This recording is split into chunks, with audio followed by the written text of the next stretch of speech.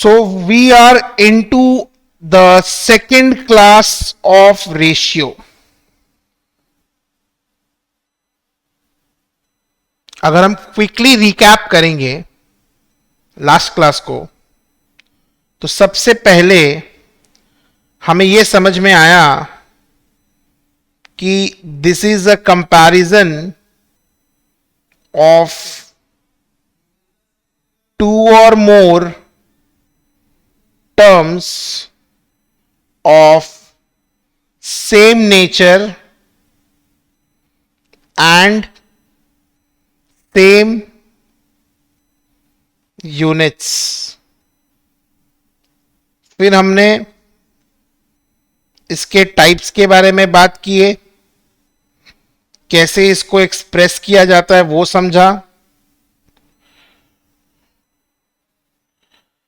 फिर हमने lowest order के बारे में बात किया, फिर टर्म्स के बारे में बात किया, फिर importance of terms of ratio के बारे में बातचीत हुआ। आज हम सबसे पहले स्टार्ट करेंगे कि ये जो रेशियो होता है, this is a pure number. It is unit free. ये जो रेशियो होता है, it's a pure number, its unit free. Example, ratio of 5 kg and 15 kg। तो मैं क्या लिखूंगा? 5 kg by 15 kg, that is 1/3। kg gets cancelled, kg gets cancelled, so ratio is the pure number, it is unit free। Similarly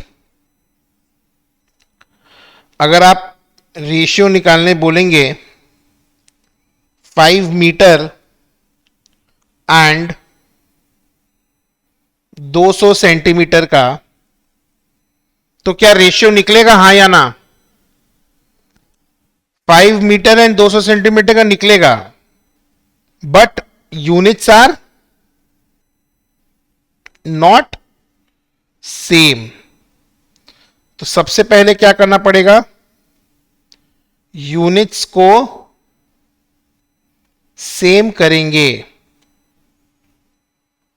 5 metre is 500 centimetre, therefore 500 centimetre by 200 centimetre, which is 5/2।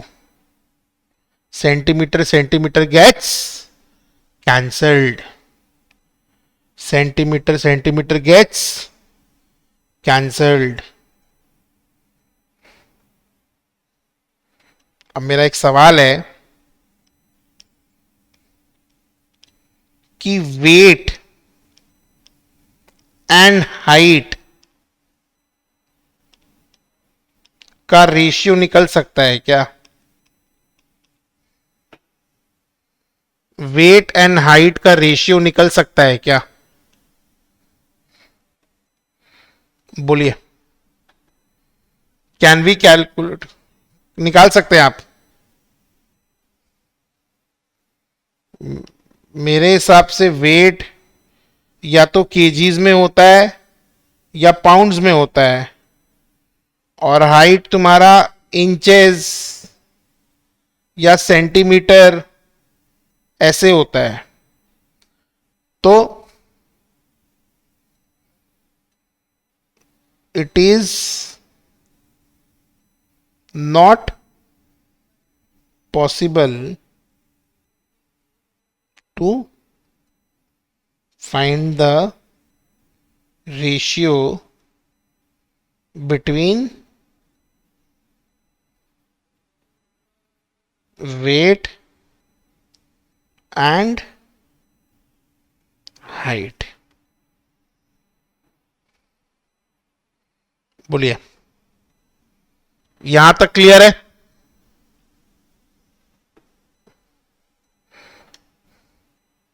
Yes sir. चलिए next, which ratio out of the following is greater. कैसे निकालेंगे? Which ratio out of the following is greater. तो तुमको दिया हुआ है यहां पर, एक है 2 1/3 इज टू 3 1/3, और दूसरा है 3.6 इज टू 4.8। निकल तो जाएगा, हर जो क्वेश्चन है उसका आंसर निकल तो जाएगा, बट मेरा कंसर्न क्या है?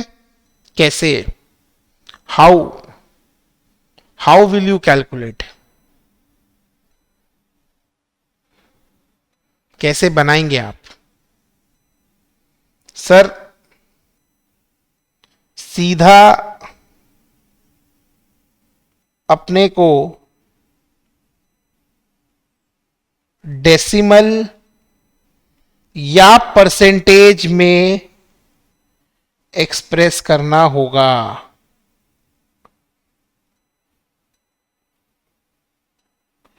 क्या करना होगा हम लोग को? या तो डेसिमल में या परसेंटेज में एक्सप्रेस करना होगा। तो अगर हम पहला वाला का बात करें तो 2 1/3 को 7/3 लिख सकते हैं, और 3 1/3 को 10/3 लिख सकते हैं, हाँ या ना?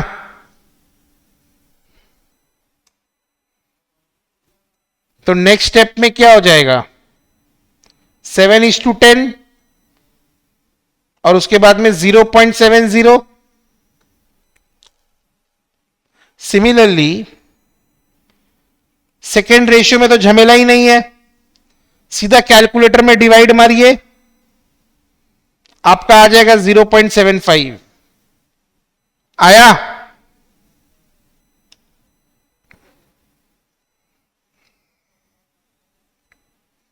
So this is lower, this is greater.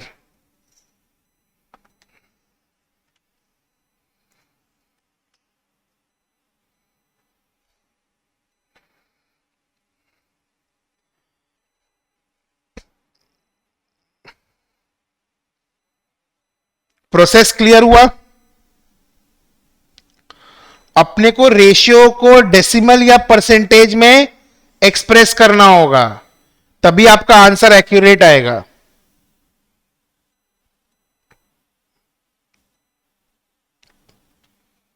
तभी आपका आंसर एक्यूरेट आएगा, अदरवाइज आपका आंसर एक्यूरेट नहीं आएगा।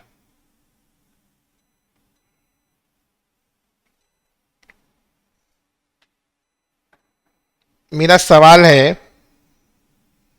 कि मेरे को A/B दिया हुआ है 3:4, B/C दिया हुआ है 5:6, C/D दिया हुआ है 11:9। क्वेश्चन पूछ रहा है फाइंड A/C, दूसरा सवाल पूछ रहा है A/D। क्या हमरा क्षमता है कि हम ये दोनों क्वेश्चन को निकाल सके? बोलिए।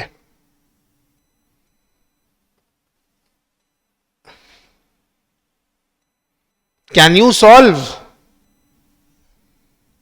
और कर सकते हैं तो कैसे? 15:24 होगा पहले। तो सर सबसे पहले तो A/C लिखिए, फिर इस सम्स को अपने औकात में लिखेंगे। क्योंकि मेरे पास ए बाई सी नहीं है, बट ए बाई बी और बी बाई सी है,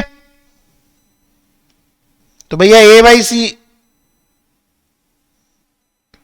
पुट कर दो। सब काटा पीटी करने के बाद आएगा 5/8।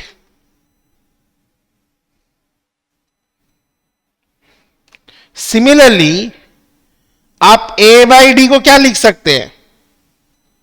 ए by b into b by c into c by d. तो 3/4 इंटू 5/6 इंटू 11/9। सॉल्व करेंगे अगर आप 55/72। सॉल्व करेंगे अगर आप तो 55/72।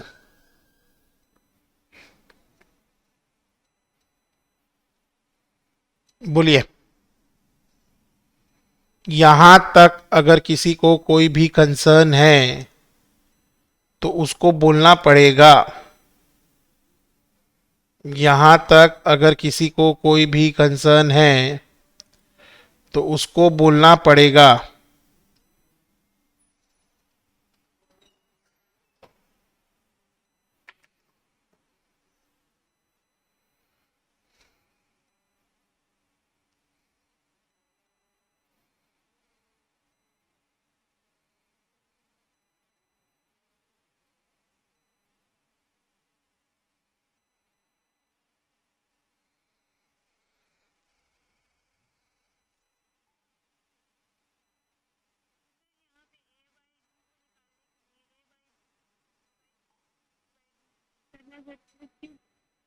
क्या बोल रहा है? फिर से रिपीट करना एक बार।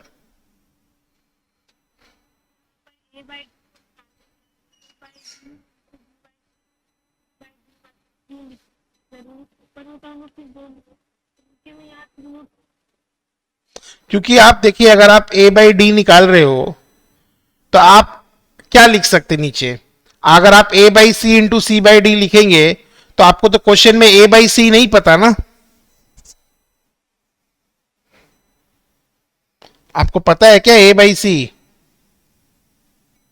तो फिर कैसे होगा? इसीलिए हम लोग इसको ऐसे लिख रहे हैं।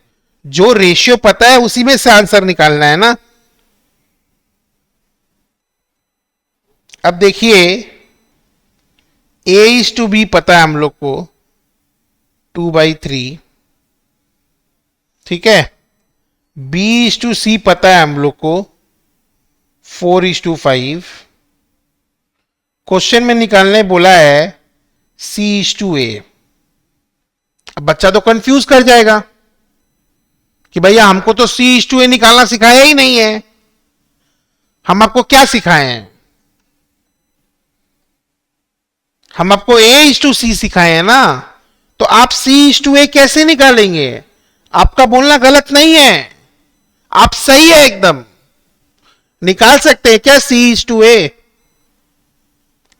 मैंने तो आपको पहला क्लास में भी A/C सिखाया, दूसरे क्लास में भी एक सम कराया, उसमें A/C सिखाया, बट एग्जाम में क्या आ गया? Find C/A। ये बात कैसे करेंगे? कोई आइडिया दो। Very good sir. Process is more important than result. हम लोग ए बाई सी निकालेंगे। ए बाई सी का फॉर्मूला पता है मेरे को। तो 2/3 इंटू 4/5 8/15। अब इसको हम लोग लिखेंगे C/A, that is 15/8। That is 15/8।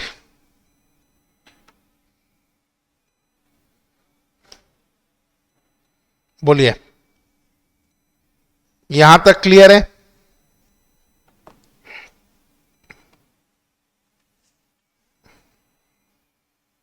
अगर क्लियर है तो ही मैं आगे बढ़ूंगा।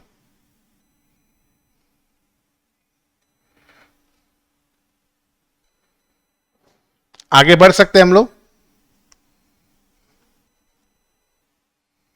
क्वेश्चन को ध्यान से पढ़ना। If a is to b is equals to 2 is to 5, find 3a plus 4b is to 4a plus 5b। First class में जा सकते क्या थोड़ा हम लोग एक बार? क्या मैंने कहीं पर भी कुछ लिखाया था कि रेशियो के टर्म्स को आप कांस्टेंट से मल्टीप्लाई कर सकते हैं? ऐसा मैंने कहीं लिखाया था क्या कि रेशियो को किसी भी कांस्टेंट क्वांटिटी से मल्टीप्लाई किया जा सकता है?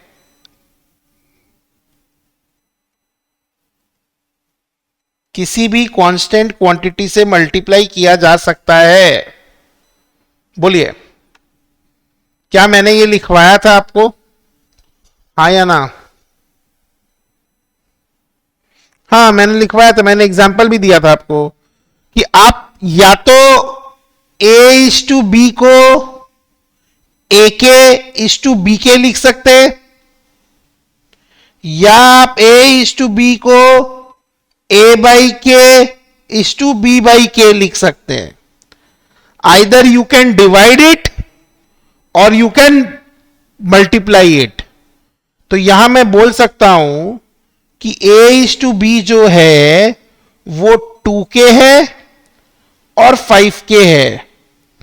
Therefore a is 2k, b is 5k।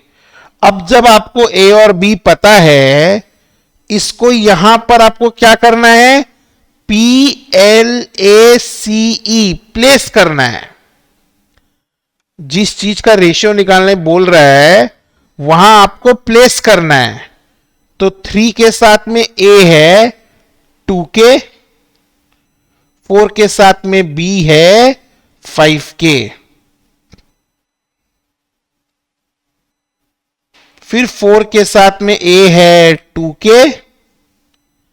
5 के साथ में b है 5k। तो 6k plus 20k 26k, 8k plus 25k 33k। जैसे k आपके जीवन में आया वैसे चला भी तो जा सकता है। जैसे आपने किसी कांस्टेंट क्वांटिटी को अपने जीवन में लाया वैसे ही उसको भगा भी तो सकते हैं।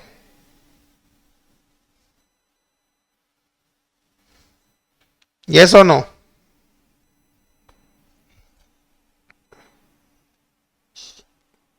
जैसे आपने किसी कांस्टेंट क्वांटिटी को लाया वैसे ही उसको भगा भी तो सकते हैं। तो इस क्वेश्चन से मेरे को लर्निंग क्या मिल रहा है कि आप a को 2, b को 5 पुट करके आंसर निकाल सकते हैं, और a को 2k मान लीजिए, b को 5k मान लीजिए।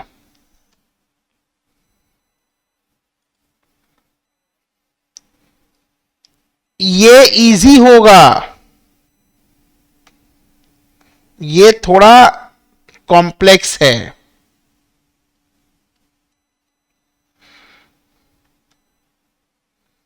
दिस विल बी इजी, ये थोड़ा कॉम्प्लेक्स है, ये थोड़ा कॉम्प्लेक्स है। बोलिए।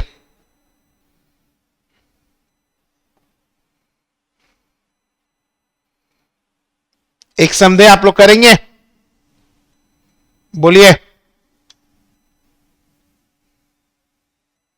चलिए तैयार हो जाइए।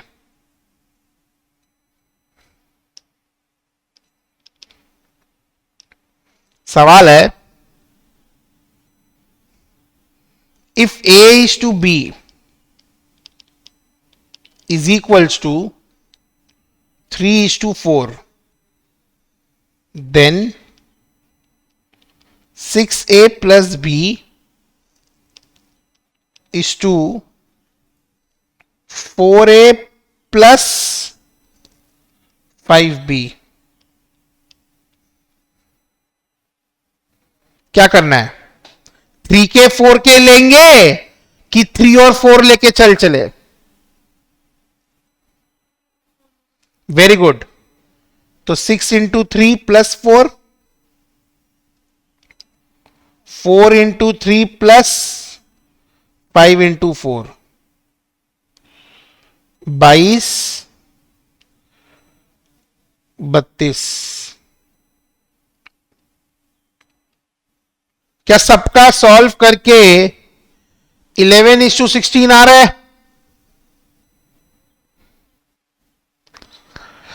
क्या हम आंसर इस स्टेप में छोड़ सकते हैं? क्या हम आंसर यहां छोड़ सकते हैं?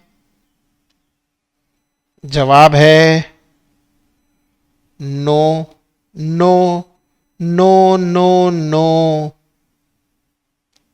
रीजन क्या है? Ratios are expressed in lowest terms. Clear छे? ratios are expressed in lowest terms.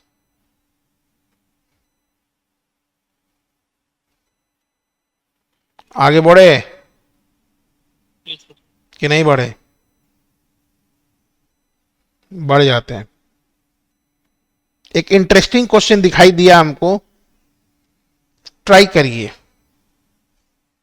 If A plus B is to A minus B is equals to 1:5, then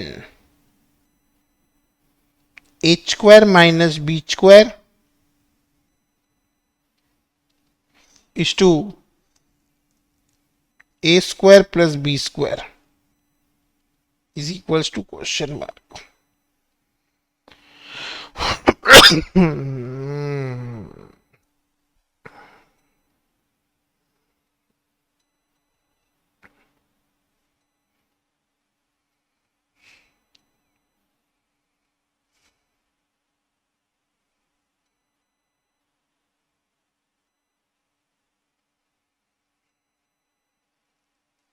बोलिए.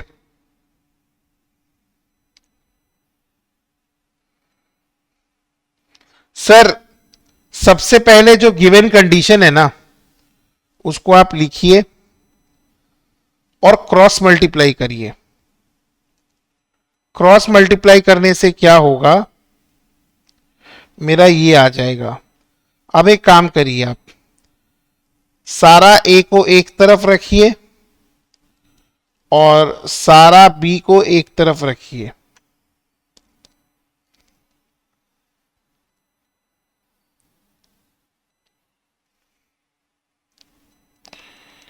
तो मेरा क्या आ रहा है? 4A minus 6B. तो A बाई बी आ गया मेरा -6/4. A बाई बी मेरा आ गया -6/4. A बाई बी मेरा आ गया -6/4. तो a square minus b square by a square plus b square.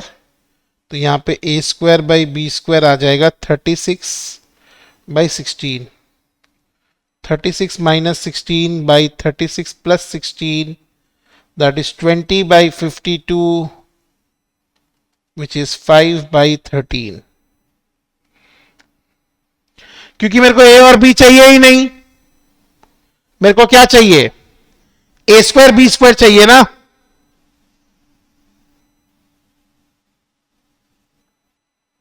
चा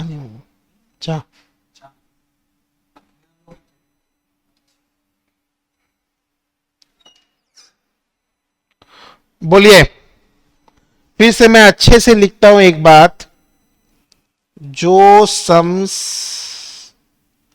अपने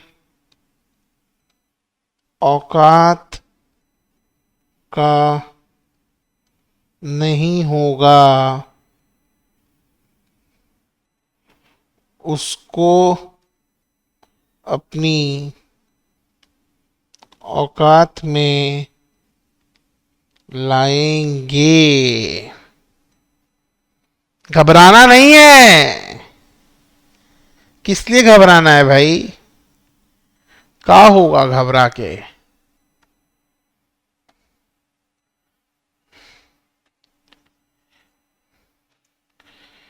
if a/3 equals to b/4 equals to c/7, then find a is to b is to c।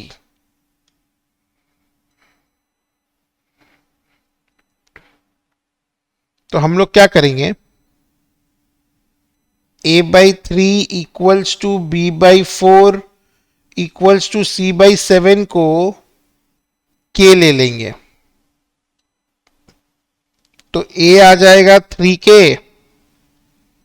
b आ गया 4k, c आ गया 7k। 3k is to 4k is to 7k, 3 is to 4 is to 7।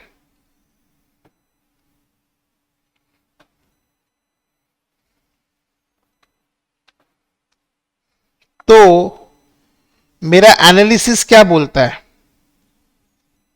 मेरा analysis बोलता है कि ए को सीधा 3, B को सीधा 4, सी को 7 मान लिया जाए।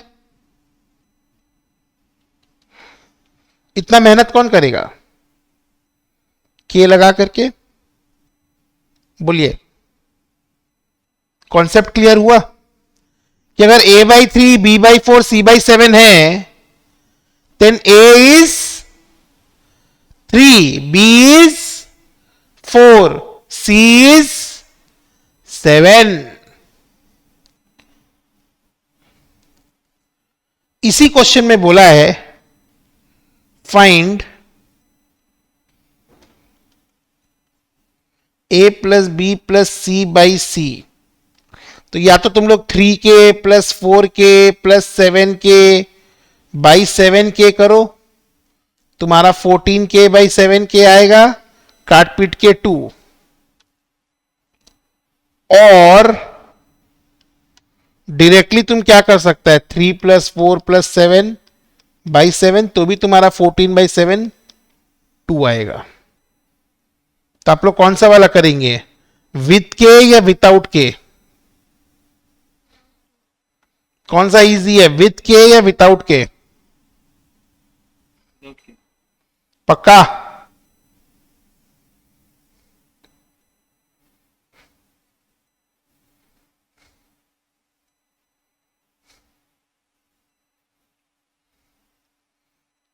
एक इंपॉर्टेंट क्वेश्चन लिखिए, very important question. If a plus B is to b plus c is to c plus a equals to 6 is to 7 is to 8, find a is to b is to c if a plus b plus c is equals to 14।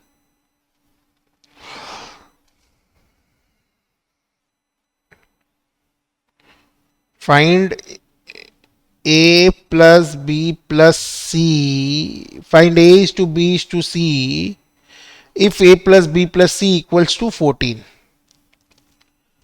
तो मैंने क्या सिखाया आपको कि भैया इसको तुम 6 पकड़ लो, इसको तुम 7 पकड़ लो, इसको तुम 8 पकड़ लो. उस हिसाब से देखा जाए तो b का वैल्यू आना चाहिए 6, हाँ या ना? क्योंकि a प्लस बी प्लस सी कितना है?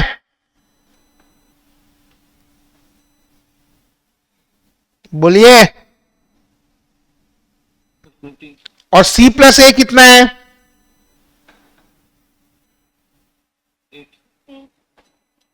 ठीक है. अब अगर b 6 है तो c क्या आना चाहिए? 1.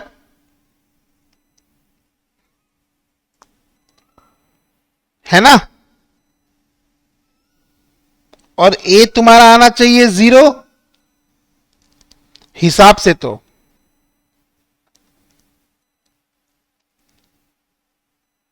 बट अगर a 0 है तो c प्लस ए 8, तो c का वैल्यू 8, बट c का वैल्यू क्या आ रहा है? c का वैल्यू क्या आ रहा है? 1 आ रहा है ना? तो इस इक्वेशन के हिसाब से a का वैल्यू 7 होना चाहिए, और अगर a 7 हुआ तो b का वैल्यू -1 होना चाहिए. तो a b c हुआ तो आप उसको 6 7 8 ले सकते हैं. If it is a plus B और a माइनस बी, आप उसको 6 7 8 नहीं ले सकते. आपको वहां पर 6 के 7 के 8 के ही लेना पड़ेगा. This is wrong.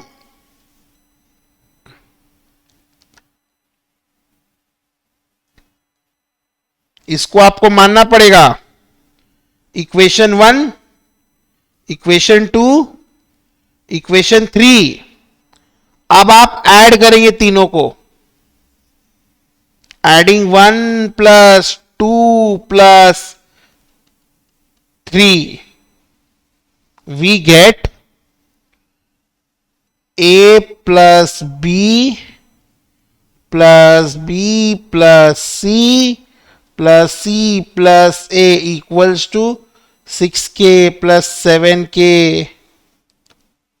Plus 8k. तो ये हो जाएगा 2a plus 2b plus 2c equals to 21k. तो 2 ब्रैकेट में a plus b plus c equals to 21k. फिर बोल सकते हैं 2 इंटू 14 इक्वल्स टू 21k. अब तुम k को सॉल्व करने जाओ. 28/21 that is 4/3. That is 4/3. That is 4/3. जैसे ही तुम्हारा k का वैल्यू 4/3 आ गया, अब तुम यहां पर क्या करेगा? 6 into 4/3 that is 8. 7 into 4/3, 8 into 4/3.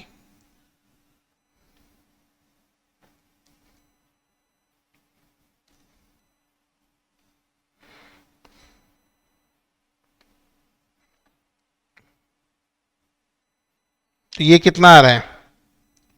28/3, 32/3. सही किए ना कि गलत कर दिए? बोलिए. k का वैल्यू 4/3 आ रहा है ना? यस और नो? तो a plus B will be 8, b plus c will be 28/3, c plus a will be 32/3. तो सिंस a प्लस बी 8 है तो c will be 14 minus 8 that is 6 और a का वैल्यू हो जाएगा 32/3 minus c 32/3 minus 6 that is 14/3 और यहां पर b का वैल्यू हो जाएगा 28/3 माइनस 6 दैट इज 10/3। तो मेरा ए बी सी का वैल्यू आ गया, मेरा ए बी सी का वैल्यू आ गया। A is 14/3, b is 10/3, c is 6। Solve करने से 14:10:18 आएगा, काटापीटी कर लो 7:5:9। This is the answer.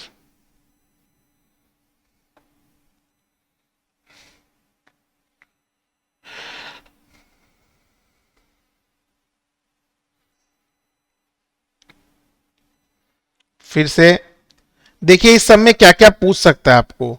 इस समय जरूरी नहीं आपको a:b:c पूछेगा, आपको सिर्फ c का वैल्यू पूछ सकता है। तो मेरा यहीं पर सम खत्म हो जाएगा, मेरे को इसके बाद ये सब करने का जरूरत नहीं है। तो it is not necessary that आपको a:b:c पूछेगा, आपको c का वैल्यू पूछ सकता है, b का वैल्यू पूछ सकता है, a का वैल्यू पूछ सकता है। ठीक है, सिमिलरली आपको रेशियो पूछ सकता है, कुछ भी पूछ सकता है आपको।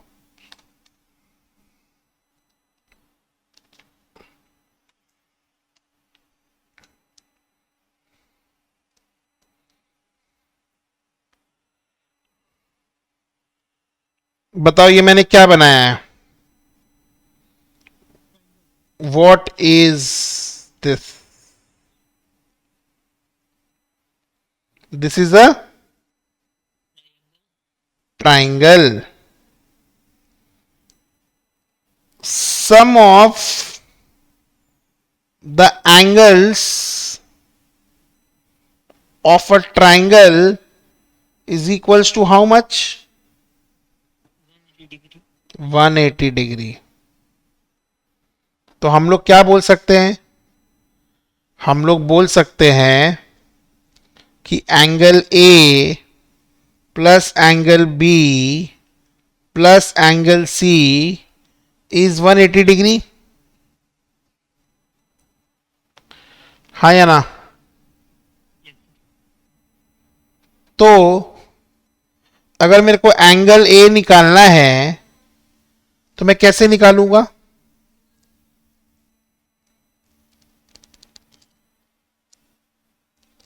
Sir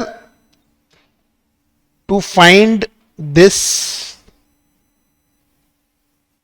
we should have the ratio calculated between the angles।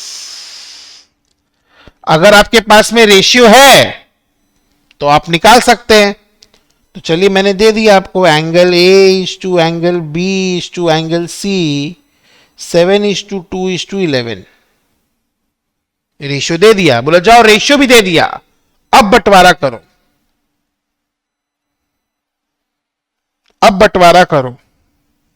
तो मैं इन डेप्थ एनालिसिस करना चाहता हूं 7:2:11 का, कि भैया अगर किसी का रेशियो 7:2:11 होता है, इसका मतलब क्या होता है? इसका मतलब क्या होता है? 7:2:11 अगर रेशियो है तो इसका मतलब क्या होता है? 20x is equal to 180। Sir इसका मतलब यह होता है किसी चीज को बराबरी से बांटा गया है n पार्ट्स में। चीज को ध्यान से सुनना, किसी चीज को बराबरी से बांटा गया है n पार्ट्स में, और उसका कुछ हिस्सा फर्स्ट पार्टी को दिया गया है, कुछ हिस्सा सेकेंड पार्टी को दिया गया है, कुछ हिस्सा थर्ड पार्टी को दिया गया है। अगर बराबरी में नहीं बांटता तो ये 7:2:11 का मतलब क्या है? बोलता है कि अगर तुम दो है, if you are two parts then I am the seven parts. And angle C बोलता है अगर तुम सेवन पार्ट हो तो मैं 11 पार्ट हूं। Each part will have equal value. तो वो इक्वल वैल्यू कैसे निकाला जाएगा? वो इक्वल वैल्यू निकाला जाएगा, ठीक है, by total of the values by total of the terms of the ratio. ये मेरे को ईच पार्ट का वैल्यू बताएगा, ये मेरे को हर एक पार्ट का वैल्यू बताएगा, जो कि 180 degree by 7 plus 2 plus 11 that is 9 degree आएगा। 180 डिग्री बाई 20, हर पार्ट का वैल्यू 9 डिग्री हो गया, हर पार्ट का वैल्यू 9 डिग्री हो गया। तो एंगल ए के पास में कितना पार्ट है? 7 पार्ट है। 7 into 9 degree 63 degree. Angle B के पास में कितना पार्ट है? 2 इंटू 9 डिग्री 18 डिग्री। और एंगल सी के पास कितना पार्ट है? 11 इंटू 9 डिग्री 99 डिग्री। ये समझने के लिए है, और सॉल्यूशन भी ऐसा बन सकता है। लेकिन आप लोग क्या करते हैं? आज तक आप लोग क्या किए? Let angle A be 7x, angle B be 2x degree, angle C be 11x degree. Therefore 7x degree plus 2x degree plus 11x degree equals to 180 degree. किए कि नहीं किए आप लोग? ऐसे किए?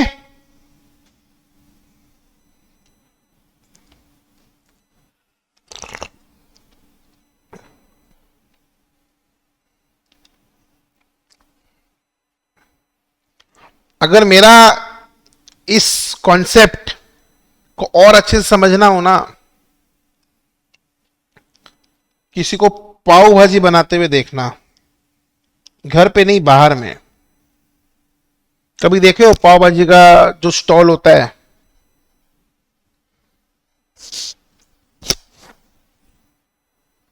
Anyone has seen? जागृत, तरन्नुम, अस्मित, लोकेश, सोमावो, वंशिका, मनसा, पाव भाजी का स्टॉल देखा है। मैं एक दो दिन पहले ही खा रहा था, तो मैंने ऑर्डर किया अपने लिए स्पेशल पाव भाजी। स्पेशल पाव भाजी मैंने ऑर्डर किया। उस बंदे ने बहुत प्यार से बनाया, काजू डाला, बटर डाला, और ऐसे बड़ा सारा तवा था वहां पे, ऐसे साइड में ऐसे आलू लगा हुआ था, और he was making dish hair.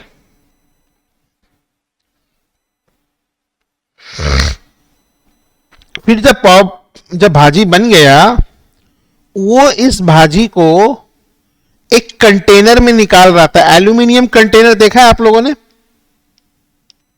Aluminium container, जो फॉइल का जो कंटेनर आता है, ठीक है।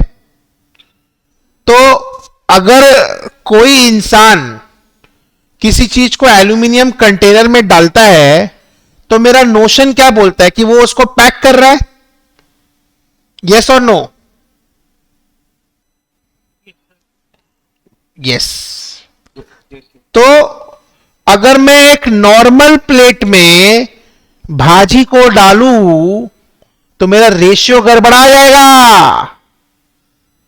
मैं जितना कढ़ाई में बनाया हूं, मैं सोचूं मैं सामने वाले को दे दूं। यस और नो? अगर नॉर्मल प्लेट होता है विदाउट एनी डायमेंशन, मतलब उसमें कोई खंड नहीं बनाया हुआ है, वो नॉर्मल प्लेट है, तो आदमी क्या करेगा?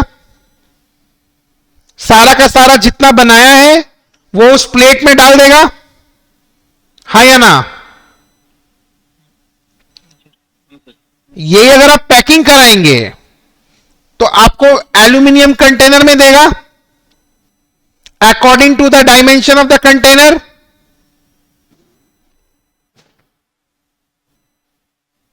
यस और नो? Yes, sir.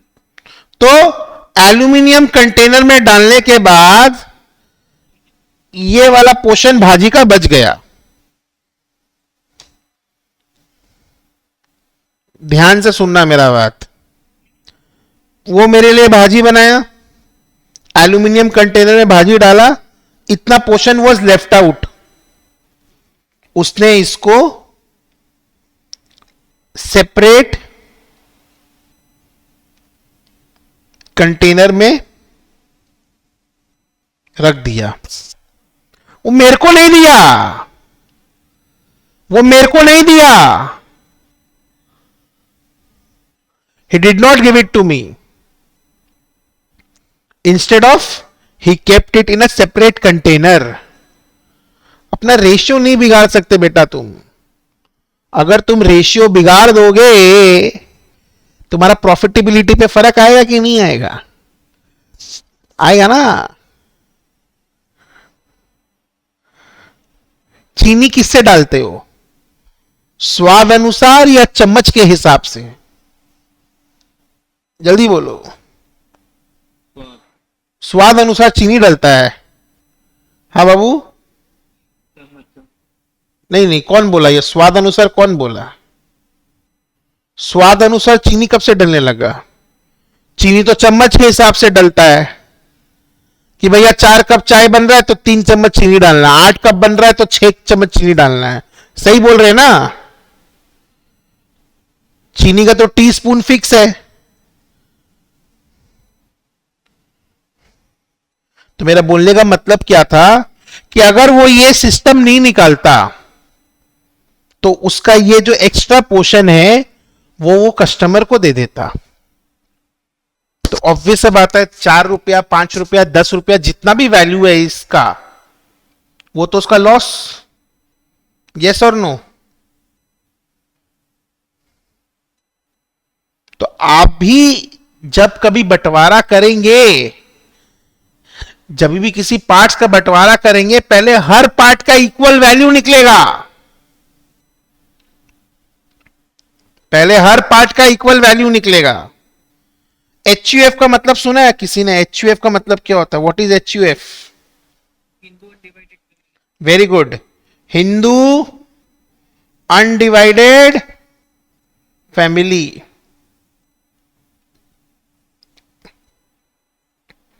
पहले दादाजी लोग में बंटता है, दादाजी 1, दादाजी 2, दादाजी 3।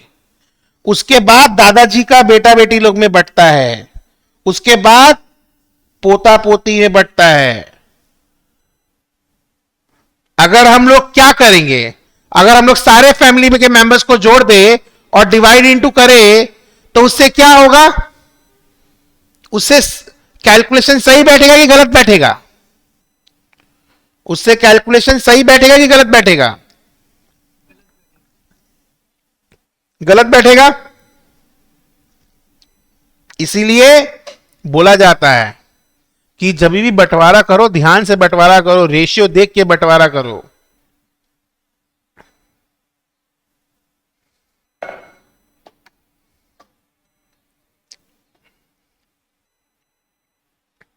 तो हम लोग क्या कर सकते हैं? अगर ए को बांटा गया है x/y में, तो first part will be x by x plus y into a, और second part will be y by x plus y into a. Very important, please note down.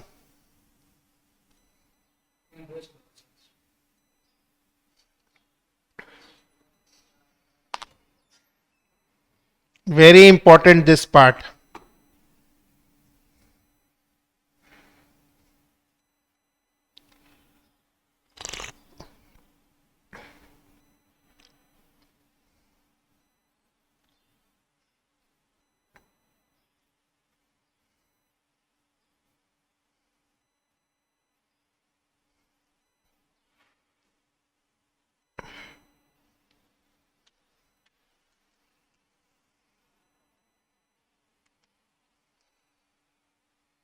लिख लिया आप लोगों ने?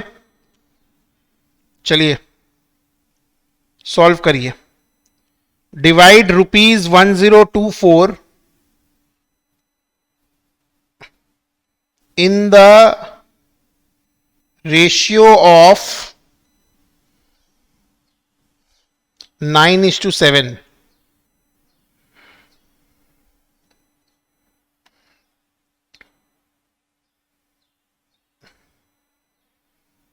बताइए फर्स्ट पार्ट का वैल्यू क्या होगा और सेकंड पार्ट का वैल्यू क्या होगा?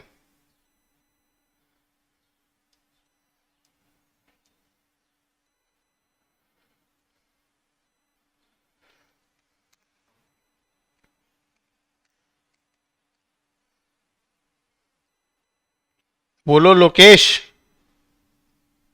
फर्स्ट पार्ट में क्या लिखना है मेरे को?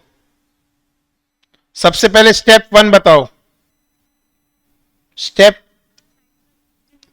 स्टेप 1 में टोटल करेंगे, टोटल ऑफ द टर्म्स. 16 आ रहा है ना, 9 + 7 16. तो 9/16 इंटू 1024, 7/16 इंटू 1024, कितना कितना आ रहा है वैल्यू? एक आ रहा है 576, गलत. ₹576 और ₹448. सबका आया?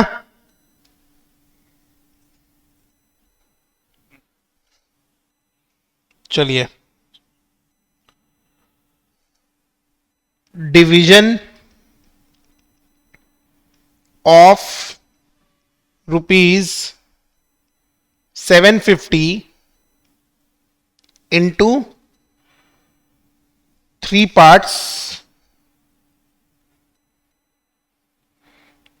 in the ratio of 4:5:6. सबसे पहले स्टेप 1 कितना आएगा?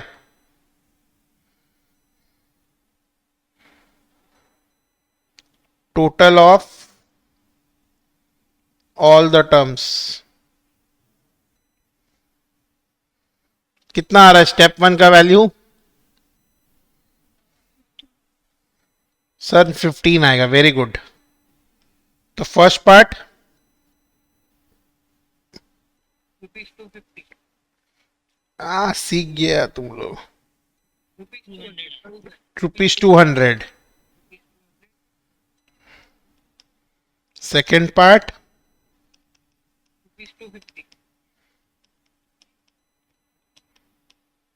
₹250, ₹250. और थर्ड पार्ट ₹300, 9/15 यानी 6/15 है. रुपीस. थर्ड पार्ट को क्या हम लोग बैलेंसिंग फिगर बोल सकते हैं?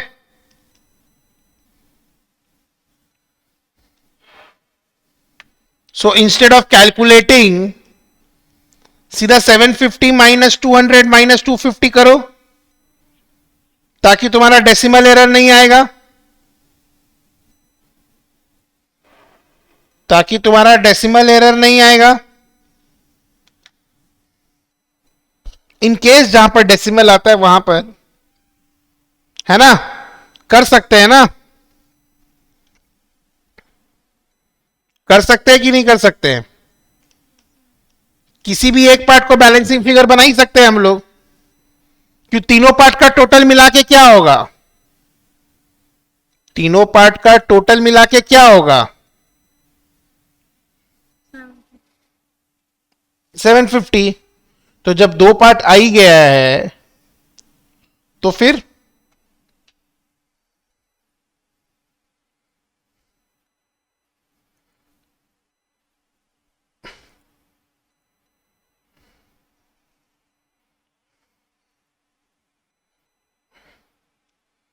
नेक्स्ट सवाल बहुत ही इंपॉर्टेंट है. पूछ रहा है what must be added to each term of the ratio 49:68 so that it becomes 3:4। मतलब जो भी एडिशन होगा वो कॉमन होगा। क्वेश्चन पढ़ के क्या समझ में आया कि जो भी एडिशन हो रहा है it is a constant quantity, कि ऊपर अलग हो रहा है नीचे अलग हो रहा है। क्वेश्चन पढ़ो फिर से। हम लोग बोल सकते हैं कि जो भी एडिशन हो रहा है that is a constant quantity K. तो can we write 49 plus K by 68 plus K is equals to 3/4।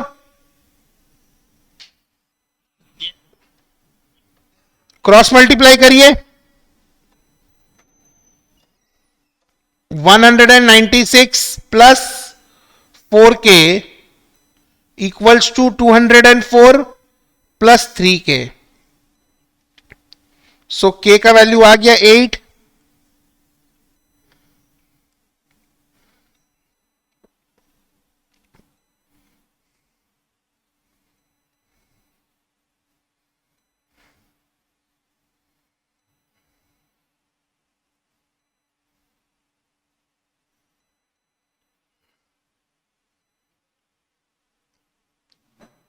ठीक है,